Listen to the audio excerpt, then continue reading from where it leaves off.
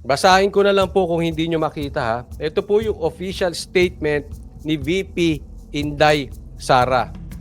Sabi dito, the Office of the Vice President can only propose a budget to support the safe implementation of our programs, activities, and projects to alleviate poverty and promote the general welfare of every Filipino family. Ito po ulit, galing ito kay VP Inday Sara, official statement niya patungkol sa sagot niya sa confidential funds. Nonetheless, we will no longer pursue the confidential funds.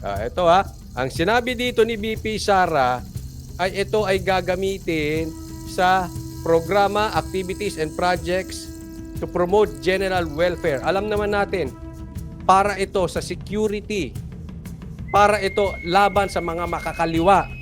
Ito ay gagamitin ni VP Sara. Pero, ngunit datapwat, hindi na namin itutuloy ang confidential funds. Bakit? Ito ang importante sa lahat. Because this issue is divisive. It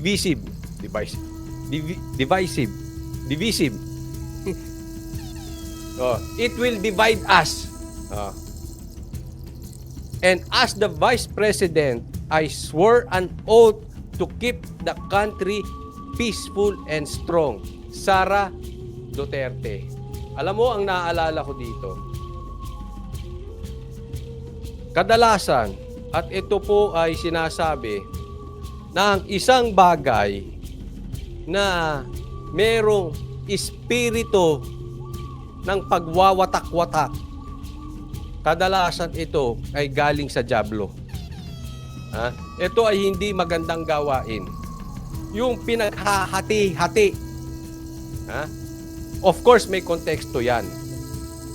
Pero pag ang isang mga bagay, ang isang organisasyon, ang isang samahan, ang isang pagkakaibigan, ang isang negosyo, pinaghahati-hati mo dahil meron kang agenda, personal agenda, we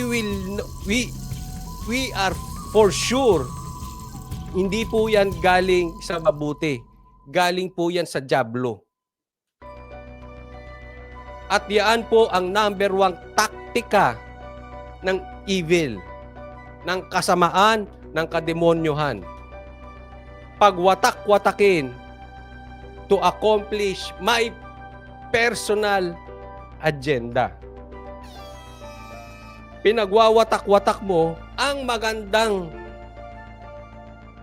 dapat na samahan, hindi para ikabuti, pero para ikabuti mo. Kaya be very observant to this. Yan po, pag may mga kaibigan kayo na gusto kayo magwatak-watak, no? Pero pag tiningnan nyo naman, always look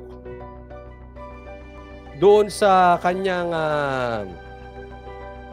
motibo. Kung ang kanyang motibo ay pangsarili, dahil may pagkaswapang lang, gusto siya lang lagi napapansin, siya lagi ang bida, siya lahat, siya. Ingat kayo sa kaibigang ganyan. Napakadelikado po niyan. Ito pong statement ni VP Sara, ako ay nabilib dito. Kailangan matuto kung merong mga political advisor dito si Speaker Romualdez. Tingnan niyo po yung statement ni Sara.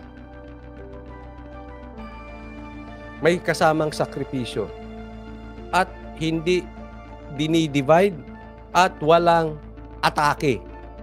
Walang name drop. Isa-isahin po natin yan.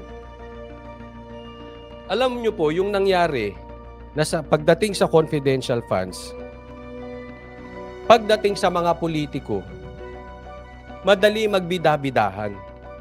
Madali gumawa ng isang bagay, tapos ikakabit mo, etong ginagawa ko para sa mga Pilipino. Kahit ikaw, kahit ako, Kahit sino sa atin, madaling sabihin, kaya ako to ginagawa para sa mga Pilipino. Madaling magsalita ng ganon. All the more kung ang mga magsasalita ay mga politiko. Karamihan dyan, mga plastic. Karamihan dyan, nabuhay para maging plastic. Karamihan dyan, taon na ang binibilang sa pagiging plastic. Kaya sanay na sila at hindi sila tinatablan. Ngayon, Coach Oli, sige, ganyan.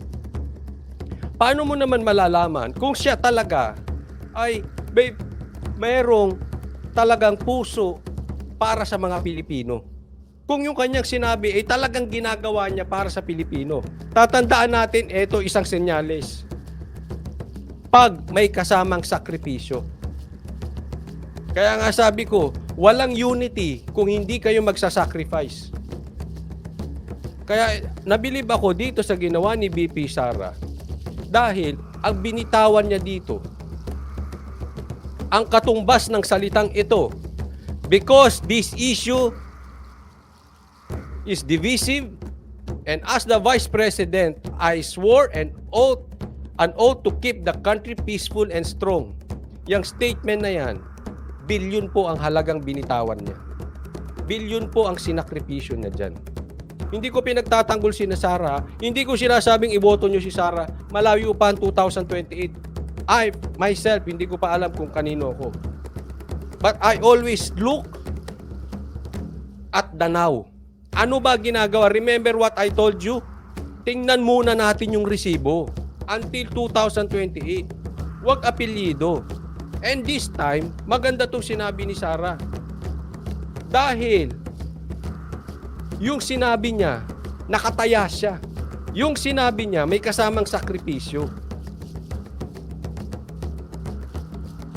Ang dali kasi magpanggap eh. Itong gagawin ko, dalhin natin ang pera sa West Philippine Sea.